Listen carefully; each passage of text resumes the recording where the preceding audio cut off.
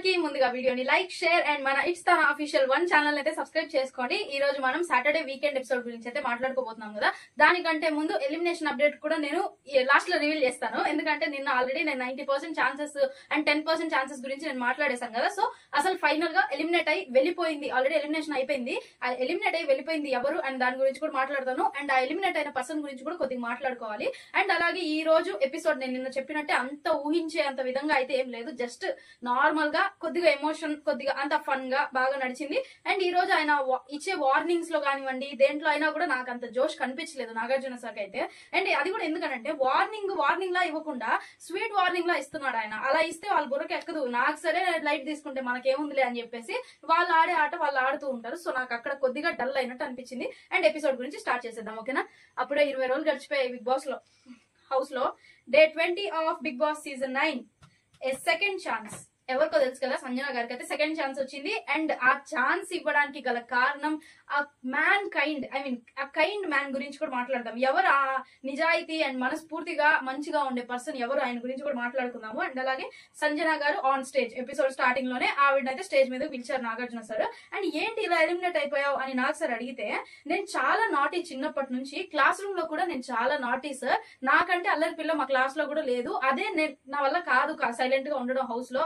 చేతులు గీరుకుంటూ అంటే చేతులు జిల్ల పుడుతూ ఉంటాయంట, ఏదో ఒక తిమ్మిరి పని చెయ్యాలి, ఏదో ఒక చెత్త పని చేయాలి అని చెప్పేసి. సో ఆ పరంగా ఆవిడ చెప్తుంటే అది ఇక్కడ ఎవరికి నచ్చలేదు అని చెప్పేసి అయితే ఆవిడ రీజన్ ఆవిడ చెప్పింది. ఇంకా అది ఇంకో విషయం కూడా చెప్పింది ఆవిడ. నేను ఇప్పటి వరకు హౌస్ లో చూపించింది 10% సార్, వీళ్ళు ఎందుకు ఇంతగా నన్ను నామినేట్ చేసి ఎలిమినేట్ చేసి పడేశారు అని అంటే, నాకు సార్ అప్పుడు ఇంకా 90% దాచావా మా కోసం అన్న విధంగా కొద్దిగా జోక్ గా బాగానే నడిచింది. అండ్ అలాగే హౌస్ లో ఎవరెవరు ఏమేం మార్చుకోవాలో చెప్పు అని చెప్పేసి అయితే సంజన గారికి చెప్తే ఇంకా ఆవిడ వన్ బై వన్ మాట్లాడుకుంటూ అక్కడ కొద్దిగా హరీష్ గారి దగ్గర అండ్ రామ్ దగ్గర అయితే చాలా ఫైర్ అయిపోయారు. అండ్ ఆవిడ ఒపీనియన్స్ ఓకే చిల్లర చీప్ పనులు అని చెప్పేసి రామ్ అనడం గానీ, ఇంకా హరీష్ గారు కూడా ఎలా పడితే అలా ఒక రకంగా ఆవిడనే టార్గెట్ చేయడము అది కరెక్ట్ కాదు. సో ఆవిడ బాధ ఆవిడ చెప్పుకునింది. సో ఆ విధంగా ఇంకో విషయం ఏంటంటే ఆయన హైజీనిక్ గా ఉండట్లేదని చెప్పేసి అది కూడా మాట్లాడిందని. ఇక్కడ ఈయనకి కాలింది, అక్కడ ఆవిడకి ఆల్రెడీ కాలిపోయి మండిపోయి మొత్తం కక్కేసింది. అండ్ అక్కడ నాకైతే తప్పులేదు అనిపించింది. అండ్ సంజన హౌస్ లోకి రీఎంటర్ అవ్వాలంటే 4 మెంబర్స్ కి ఒక్కో టాస్క్ వాటిని ఫుల్ఫిల్ చేస్తేనే సంజన గారు హౌస్ లోకి రీఎంటర్ అవుతారు, మీలో ఒకరుగా మళ్ళీ అక్కడ కూర్చుంటారని చెప్పేసి బిగ్ బాస్ ఆదేశం మేరకు నాకు సార్ అయితే చెప్పారు, ఓకేనా? అండ్ ఈ పరంగా ఇక్కడ ఏం జరిగింది, ఇక్కడ నాకు అర్థం కాదు ఏంటంటే 4 మెంబర్స్ అని చెప్పారు. అక్కడ అడిగింది సుమన్ శెట్టి గారిని కూడా అడిగారు. దాని గురించి నేను మళ్ళీ మాట్లాడతాను కొద్దిగా. అండ్ ఫస్ట్ అయితే మనం ఇది క్లియర్ చేసేద్దాము. అండ్ ఇక్కడ వీళ్ళ విషయం ఏంటంటే బ్యాటరీ పర్సెంటేజ్ పరంగా ఆవిడని హౌస్ లోకి తీసుకోవాలా వద్దా అన్నదైతే అక్కడ జరిగింది కదా. అండ్ ఇమాన్యుయల్ అయితే క్యాప్టెన్సీని సాక్రిఫైస్ చేస్తే, నీ క్యాప్టెన్సీ నువ్వు సాక్రిఫైస్ చేయడం వల్ల 25% ఆఫ్ బ్యాటరీ సంజన గారికి వస్తుంది. బికాస్ ఆవిడ ఇప్పుడు 0% బ్యాటరీతో ఆవిడ హౌస్ లో నుంచి అయితే బయటకు వచ్చేసారు కాబట్టి, ఇంకా మీరు చేసే సాక్రిఫైజెస్ బట్టి ఆవిడ బ్యాటరీ రేంజ్ పెరిగి 100% అయితేనే ఆవిడ రీఎంటర్ అవుతారు హౌస్ లోకి అని చెప్పేసి బిగ్ బాస్ చెప్పారని చెప్పి నాకు సార్ అయితే చెప్పారు. ఇంకా ఇమాన్యుయల్ ఆ మాట నాకు సార్ చెప్పగానే ఒక సెకండ్ కూడా ఆలోచించకుండా ఆయన క్యాప్టెన్సీ బ్యాడ్జ్ తీసేశాడు. ఓకే బానే అనిపించింది. అండ్ ఎందుకు కొద్దిగా ఓవర్ అనిపించింది, నాకు నిజంగా కొద్దిగా ఓవర్ అనిపించింది. ఓకే వాళ్ళ ఎమోషన్స్ వాళ్ళకు ఉంటాయి, కానీ మనకేం మనం ఇంపార్టెంట్ కదా. ఇప్పుడు ఇమాన్యుయల్ కప్పు వచ్చింది, నేను సంజన అనుకోండి, నాకు ఇచ్చేస్తాడు ఇదిగో మమ్మీ తీసేసుకో అని చెప్పేసి ఇవ్వడు కదా. ఆ పరంగా అంత ఆలోచించి కప్పు దగ్గరకు వచ్చేసరికి ఇండివిజువాలిటీ చూపించే వీళ్ళు ఇక్కడ చిన్న విషయాల్లో ఎందుకు అంత ఎమోషనల్లీ ఫూల్స్ అయిపోతారో నాకైతే అర్థం కాల. అది కొద్దిగా ఎమోషనల్ డ్యామేజ్ అనిపించింది నాకు నిజంగా ఒక మాటలో చెప్పాలంటే. అండ్ అలాగే తనూజ కాఫీని సాక్రిఫైస్ చేయమన్నారు. అదే సీజన్ అంతా కూడా నువ్వు ఎంతకాలం అంత హౌస్ లో ఉన్నంత కాలం నువ్వు కాఫీ అయితే తాగకూడదు, జస్ట్ ఒక సిప్ కూడా చేయకూడదు అని చెప్తే, సరే ఇంకా ఆవిడ ఆలోచించి ఓకే సార్ డన్ సార్ నేను చేయను, నేను తీసుకోను, ఈ సాక్రిఫైస్ నేను ఒప్పుకుంటానని చెప్పేసి అయితే ఒప్పుకుంటే 25% ఆఫ్ బ్యాటరీ ఈవిడ దాంట్లో చేరిపోయింది. అండ్ శ్రీజ పోయి ఈమెను అడగాల, నాకు అర్థం కాక అడుగుతాను. ఈమెను ఎందుకు అడగడం శ్రీజాని? క్లాత్స్ ని సాక్రిఫైస్ చేయమని చెప్పింది, ఎందుకు ఈవిడికి బట్టల మీద టార్గెట్ చేశారంటే దివ్య బట్టలు దొబ్బేశారు కదా వీళ్ళు. సో ఈ శ్రీజ ఏంటంటే బట్టల విషయంలో టార్గెట్ చేశారు. అండ్ ఒక్క జత పెట్టుకొని నువ్వు మళ్ళీ బిగ్ బాస్ ఎప్పుడు చెప్తారో నువ్వు క్లాత్స్ తీసుకో అని చెప్పేసి అప్పటి వరకు నువ్వు ఒక జత మాత్రమే నీ దగ్గర పెట్టుకో అని చెప్పేసి ఇంకా ఆవిడకి చెప్తే ఆవిడ వచ్చేసి నేనైతే సాక్రిఫైస్ చేయను సారీ అని చెప్పేసి కూర్చునేసింది. అండ్ అలాగే రితు హెయిర్ కట్ చేసుకోమంటే, కాదు ఇది చాలా సిల్లీ అనిపించలా మీకు? చూసారు కదా, అనిపించలేదా? హెయిర్ కట్ ప్రతి సీజన్ లో దీప్తి సునైనా చేసుకునింది, హారిక చేసుకునింది, అండ్ అలాగే లాస్ట్ సీజన్ లో ఇంకొకరో చేసుకున్నారే, అందరు ప్రియాంక చేసుకునింది, అందరూ ప్రతి సీజన్ లో ఎవరో ఒకరు హెయిర్ కట్ చేసుకున్నారు. అది ఏదో ఒక రూపంలో అవినాష్ గడ్డం అంతా చేసుకున్నాడు.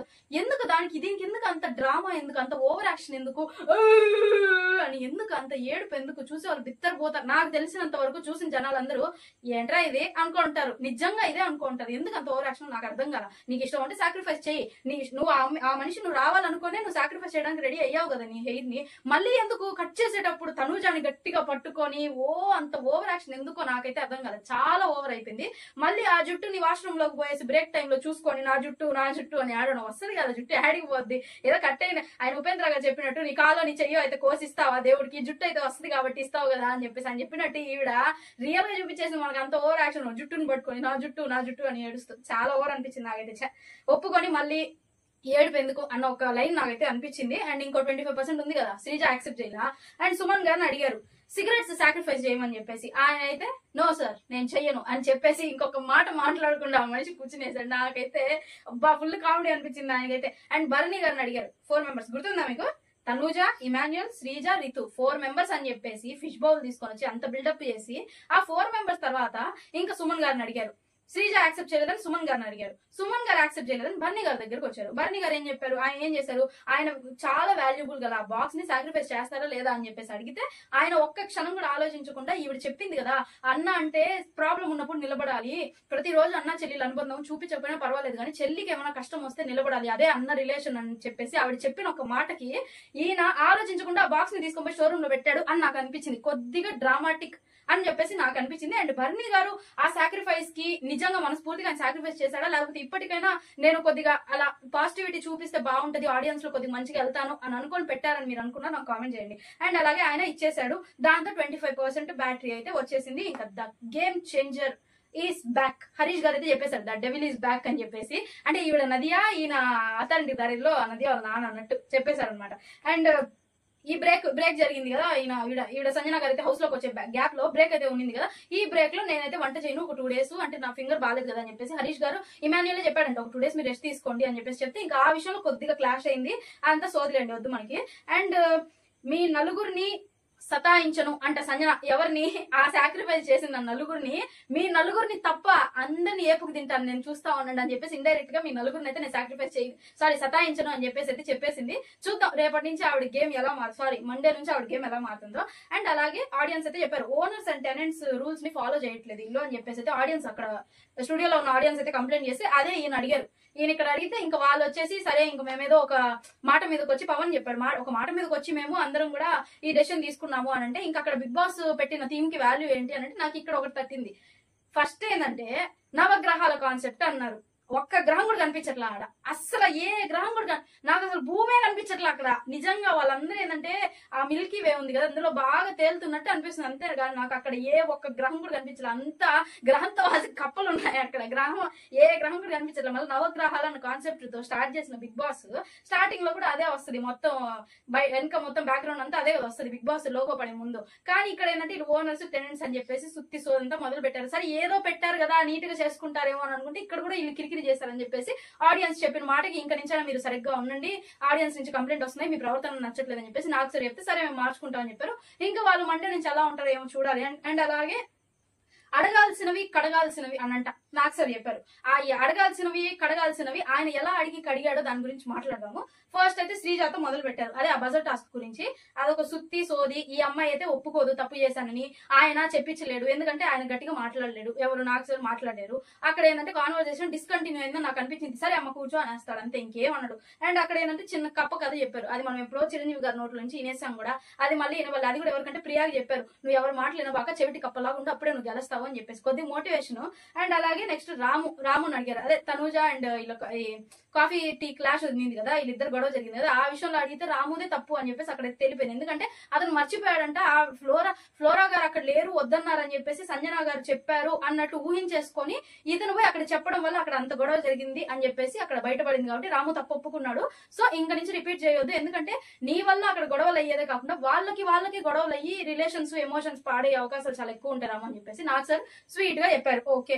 అండ్ దొంగలు ఉన్న జాగ్రత్త ఒక బోర్డు తయారు చేశారంట, చిన్న బోర్డు, అది కూడా చూపించారు కూడా. అండ్ ఎవరైనా సరే ఇంక నుంచి దొంగతనాలు చేస్తే ఒక వీక్ అంతా ఆ బోర్డు వాళ్ళ మెడలో వేసి పెడతాము అని చెప్పేసి అయితే చెప్పారు. వీళ్ళేం బెదిరే రకాలు కాదు, ఆ బోర్డుని తొక్కి ఇట్లా తుంచేసి అంతా పిప్పి చేసి పడేసే వాళ్ళే కానీ వీళ్ళే వినే రకాలు కాదు. చూద్దాం ఏమాత్రం భయపడతారు. అండ్ ఇప్పుడు మనం లత్కోర్ హరీష్ గురించి మాట్లాడుకుందాం. ఆయన పిలిచిన పేరు నేను పిలుస్తున్నాను. అండ్ అతను అంటే నీకంత నచ్చనప్పుడు అతను అని చెప్పేసి శ్రీజ నిన్ను అట్లా సంబోధించినప్పుడు నీకు ఎంత తప్పు అనిపించిందో, నువ్వు లత్కోర్ అని అనడం కూడా చాలా తప్పే కదా అని అంటే, నేను మనిషిని అనలేదు, నేను అట్లా అక్కడ జరిగిన ఆ కాంటెస్ట్ అలా వచ్చింది అని చెప్పేసి ఆయన ఏదో చెప్పాడు ఆయన భాషలో ఆయన. కానీ వీళ్ళకందరికి ఏంటంటే కాంటెస్ట్ ఎలా ఉన్నా సరే అలాంటి టైంలో అంత పెద్ద పదం నువ్వు వాడకూడదు, అది ఆడియన్స్ కి నచ్చలేదు. ఎందుకనంటే ఇప్పుడు నేను కూడా నిన్ను లత్కోర్ హరీష్ అని చెప్పేసి అందరూ అలాగే పిలుస్తారు, నీకు ఓకేనా అంటే ఓకే కాదు సార్ అన్నాడు. దాని గురించి ఎక్స్ప్లెనేషన్ ఇచ్చి కొద్దిగా చిన్న వార్నింగ్ ఇచ్చేసి వదిలిపెట్టేశాడు. అండ్ రీతు ఏడుపు గురించి మాట్లాడారు, నువ్వు ప్రతి దానికి అనవసరంగా ఏడుస్తున్నావు అని చెప్పేసి చెప్పారు. ఇంకా ఆవిడ తగ్గించుకుంటుందో లేదో ఆయన చూడాలి. అండ్ కళ్యాణ్ చేతులు పట్టుకొని కబుర్లు చెప్పడం కాదు ఆడు అని చెప్పారు. ఆయన అదేదో డైరెక్ట్ చెప్పుంటే పాపం బిడ్డ కొద్దిగా బెదిరేవాడేమో, ఓకే నాకు సార్ కూడా చెప్తున్నారంటే ఆఖరికి ఇంకా నా గేమ్ నేను మార్చుకోవాలి అని చెప్పేసి అనుకునేవాడేమో, కొద్దిగా భయంతో కొద్దిగా సీరియస్ గా చెప్పుంటే. కానీ ఆయన చేతులు పట్టుకోవడం కాదు ఆడు అది ఇది అని చెప్పేసి కొద్దిగా కామెడీగా చేసేసరికి ఇంకా అతను కూడా కేర్ చేయడేమో అని నా ఫీలింగ్. అండ్ సంజన అడిగింది నాగ్ సార్ ని, నేను చేసే పనులు ఏమైనా నెగిటివ్ గా పోతున్నాయా సార్, ఆడియన్స్ ని అడిగి చెప్పండి అని చెప్పేసి అడిగితే నాగ్ సార్ చెప్పారు, అలా అయితే నీ కోసం హౌస్ లో ఇంతమంది ఇన్ని సాక్రిఫైస్ చేసి నిన్ను మళ్ళీ హౌస్ లోకి వచ్చేలా చెయ్యరమ్మా, నీ ఆలోచనలు మానేసి నువ్వు నీ గేమ్ నువ్వు ఆడు, నువ్వు ఎలా ఉంటావు అలాగే ఉండు, కాకపోతే అవన్నీ కొద్దిగా తగ్గించుకో, నువ్వు అవి పెంచుతున్నా కూడా దొంగతనాలు పెంచుతున్నా కూడా బోర్డు అయితే రెడీగా ఉందని చెప్పి బోర్డు తీసుకొచ్చి చూపించారు. ఇంకా ఆవిడైతే చిన్న బ్యాడ్ జరిగిందంటే ఆవిడైతే పక్కా ఉంది, నేనైతే చేసేదే, మీరు ఏ బోర్డు అయినా పెట్టుకోండి, మీరు పెద్ద పోడియం అయినా పెట్టుకోండి, మీరు ఏమైనా పెట్టుకోండి, నాకు పర్మనెంట్ టాటూ వేసినా కూడా నేను చేసేదే అని చెప్పేసి అయితే ఆవిడ కరెక్ట్ ఫిక్స్డ్ గా ఉంది. నాకైతే అది అర్థమైంది. అండ్ ముందే చెప్పా కదా కైండ్ మ్యాన్ మనిషి గురించి మాట్లాడదామని. బిగ్ బాస్ కైండ్ మ్యాన్ అంటే దయ్యగల మనిషి అని చెప్పేసి మీలో ఎంతమంది అనుకుంటున్నారు నాకు కామెంట్ చేయండి. నేనైతే అసలు అనుకోవట్లా, అదే డొల్ల మనిషి బిగ్ బాస్ అంటే వాయిస్ ఓవరే ఓకే, కానీ ఈ స్క్రిప్ట్ అంతా కూడా నాకైతే చాలా ఇదిగా అనిపించింది. నువ్వు ఒక మనిషిని అక్కడ ఉంచాలి అనుకున్నప్పుడు అక్కడ ఉంచాలి, నాటకాలన్నీ పడవద్దు కదా. ఎందుకు ఇంత సీరియస్ గా మాట్లాడుతుందంటే చెప్తాను చూడండి. 4 chances అని చెప్పేసి మళ్ళీ ఛాన్స్ ఇస్తూనే ఉన్నాడు ఆయన. ఆ ఫిష్ బౌల్ లో 4 పేర్లు ఉన్నాయి, ఆ 4 నుంచి రెస్పాన్స్ సరిగ్గా 100% రానప్పుడు సంజన విల్ బి ఎలిమినేటెడ్. కానీ ఆయనకి ఏంటంటే సంజన ఎలాగైనా హౌస్ లో ఉండాలి, దానికి సీన్ క్రియేట్ చేయాలి. దానికోసం మళ్ళీ ఆ 4 పేర్లు దాంట్లో ఫిష్ బౌల్ లో పెట్టడం ఎందుకు, ఆ 4లో శ్రీజ యాక్సెప్ట్ చేయలేదు, శ్రీజ సాక్రిఫైస్ చేయలేదని మళ్ళీ బర్నీ గారిని అడగడం ఎందుకు, సుమన్ గారిని అడగడం ఎందుకు, ఇంకా అంత మాత్రం దానికి ఆవిడ్ని బయటకు పంపించడం ఎందుకు, మిడ్ వీక్ అని చెప్పేసి అదొక సాకు ఎందుకు, పైగా ఫిష్ బౌల్ లో 4 కాగితాల్లో 4 పేర్లు ఎందుకు, ఇంకప్పుడు రీతు ఇమాన్యుయల్ వీళ్ళు చేసిన సాక్రిఫైస్లు ఇంకా వేస్టే కదా, ఇంకా వాళ్ళది మొత్తం వృధానే నాకు అనిపించింది. ఇంకా అంత సీన్ అవసరం లేదని నాకు అనిపించింది. అండ్ ఆ సో కాల్డ్ అర్జునుడు చేసిన పని ఇది నాకైతే అసలు నచ్చల, full worst. And 1 day captain కోసం క్యాప్టెన్సీ కంటెండర్స్ అయినారు ఎవరు, ఇప్పుడు ఇమాన్యుయల్ అయితే క్యాప్టెన్సీ వదిలేశాడు కాబట్టి నెక్స్ట్ కొత్త క్యాప్టెన్ కావాలి కదా 1 day కోసం. అండ్ 1 day ఎందుకంటే నెక్స్ట్ ఎలాగో క్యాప్టెన్సీ టాస్క్ జరుగుతుంది, అందులో ఎవరు అవుతారో. సో ఇక్కడ ఏంటంటే క్యాప్టెన్సీ కంటెండర్స్ గా Divya, Nikhita, demon Pavan, mask man, Ramu, Sanjana వీళ్ళ 5 అయితే 1 day క్యాప్టెన్సీ కంటెండర్స్ గా అయితే పోటీ పడ్డారు. Again demon Pavan is the captain, 1 day 24 hours ఉంటాడు. అండ్ ఎలిమినేషన్ రౌండ్ ఓకే, ఇందాకటి వరకు నేను ఎపిసోడ్ ఇది చెప్పేశాను. అండ్ ఇది వచ్చేసి 1 day క్యాప్టెన్ మొత్తం వచ్చేసి రేపు జరిగేది, రేపు మనకు చూపిస్తారు అనుకుంటా మాక్సిమం. చూపిస్తారో లేదంటే మండే చూపిస్తారో తెలియదు, చూద్దాం రేపటి ఎపిసోడ్ లో. అండ్ అలాగే elimination round between Kalyan and Priya రేపు జరుగుతుంది ఎలిమినేషన్. ఈ రోజు అయితే నో వన్ సేఫ్, ఏమీ జరగలేదు, జస్ట్ చిన్న వార్నింగ్స్ అయితే వదిలేశారు. అండ్ రేపు వచ్చేసి కళ్యాణ్ ప్రియా మధ్యలో జరిగిన ఎలిమినేషన్ రౌండ్ లో Kalyan safe, Priya is eliminated. మనం ఫస్ట్ నుంచి చెప్తూనే ఉన్నాం ప్రియా ఇన్ లీస్ట్ అని చెప్పేసి. సో మన ప్రెడిక్షన్ అగైన్ కరెక్ట్ అయిపోయింది and Priya is eliminated. Okay, full ఏడుపంట, ప్రియా మాత్రం ఫుల్ ఏడుపంట, అస్సలు ఎక్స్పెక్ట్ చేయలేదంట. సీజన్ 6 లో గీతూ రాయల్ ఎలా ఏడ్చిందో అంతకు మించి ఏడుపంట వీడిది ప్రియాది. నేను అస్సలు ఎక్స్పెక్ట్ చేయలేదు ఎలిమినేట్ అవుతానని చెప్పేసి.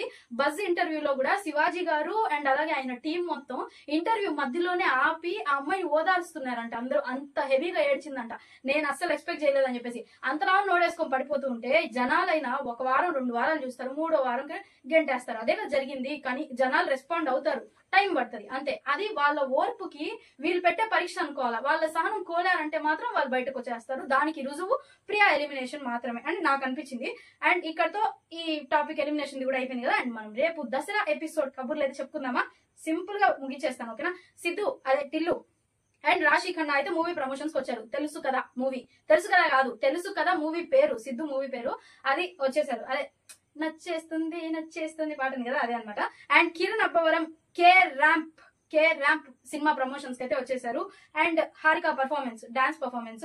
అండ్ అలాగే లిప్సికా, అనిరుద్ సుస్వరం, అదే ఇండియన్ ఐడల్ రన్నర్ అనుకుంటా అనిరుద్, సీజన్ 2 or 3 అతను. అండ్ అలాగే సాహిత్య అనుకుంటా అక్కడ ఉండింది, అంత గమనించలేదు నేను ఫోటోలో. అండ్ వీళ్ళు ముగ్గురు సింగింగ్ పర్ఫార్మెన్స్ అయితే జరిగింది. అండ్ అలాగే రోషన్ శ్రీదేవి వీళ్ళిద్దరు తెలుసు కదా, court movie fame Roshan and Sridevi, వీళ్ళిద్దరు డాన్స్ పర్ఫార్మెన్స్ అయితే జరిగింది. అండ్ అలాగే రేపటి ఎపిసోడ్ ఫుల్ ఫైర్ అని చెప్పేసి అయితే టాక్ చూద్దాము. ఈ రోజు ఎపిసోడ్ అయితే టోటల్ నాకైతే నచ్చలా, చాలా చాలా డిసప్పాయింట్ అయిపోయాను ఆయన వార్నింగ్స్ వల్ల. సో చూద్దాం రేపటి ఎపిసోడ్ ఎలా ఉంటుందో. అండ్ వైల్డ్ కార్డ్ గురించి అయితే ఇప్పటి వరకు వీళ్ళు ఏం మాట్లాడలేదు. సో అందరు చెప్పారు అఫ్ కోర్స్ దసరా 2.0గా మనం అయిపోద్ది అది ఇది అని చెప్పేసి. But max October 5th or 6th wild cards అయితే ఎంట్రీ ఇవ్వబోతున్నారు. వాళ్ళు వచ్చాక వీళ్ళ గేమ్ ఎలా చేంజ్ అవుతుంది, ఆర్ వాళ్ళు వీళ్ళ గేమ్ ని చేంజ్ చేస్తారా, వీళ్ళే వాళ్ళని బయటకు పంపించేస్తారా, ఒక్కొక్కరిగా ప్రతి వారం అనేది తెలుసుకోవాలి.